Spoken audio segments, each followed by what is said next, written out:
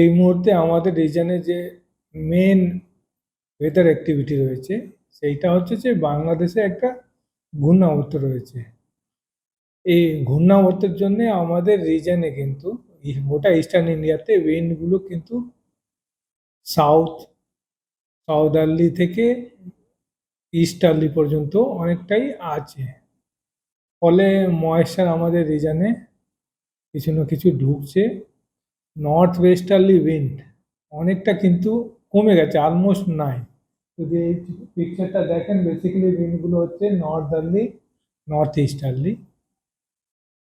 ফলে আগামী 4 থেকে 5 দিন অ্যাটমসফিয়ার কিন্তু স্টেবল থাকবে। স্টেবল ইন দি সেন্স যে মিনিমাম টেম্পারেচার ম্যাক্সিমাম টেম্পারেচার খুব একটা কিন্তু চেঞ্জ হবে না। আমরা কলকাতাতে বিশেষ করে এক্সপেক্ট করছি যে 17 ডিগ্রি মিনিমাম আর ম্যাক্সিমাম ওই 26 থেকে 27 ডিগ্রির কাছাকাছি কিন্তু থাকবে আগামী 4 দিন এক্সপেক্টেড।